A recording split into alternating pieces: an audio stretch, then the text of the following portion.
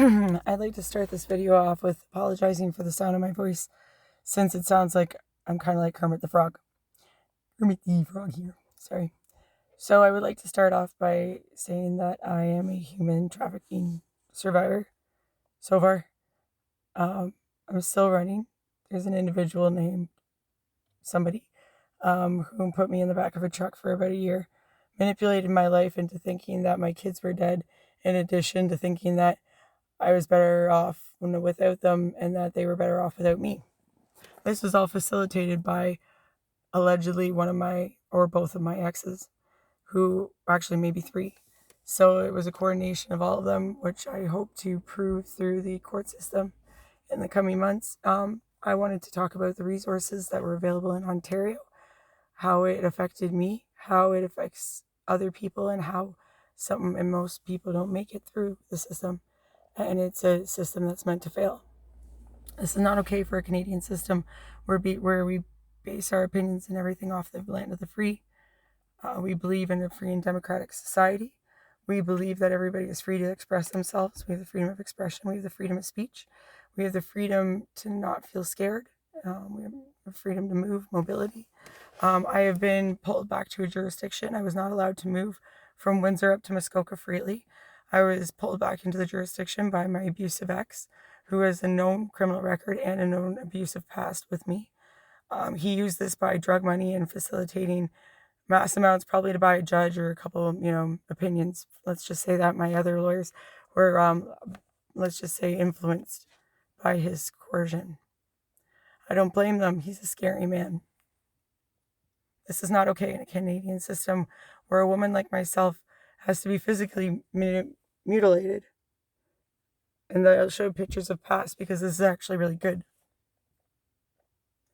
My skin, I had potholes all over my skin everywhere. I looked like a meth head. And it's how they label people that are they believe, talk to police. You get labeled like this, degraded, brought down to feel like you're nothing so that you kill yourself. And they collect insurance money on you.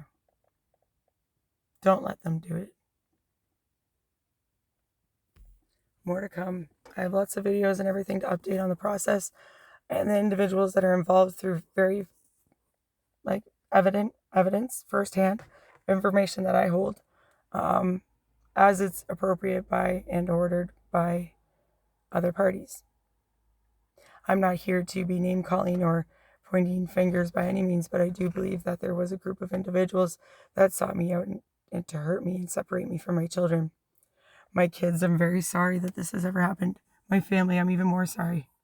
Everybody, my whole family, because this has been the worst burden on all of us.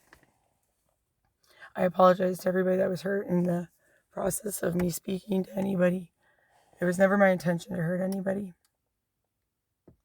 But now that I've been hurt, I still don't intend on hurting anybody.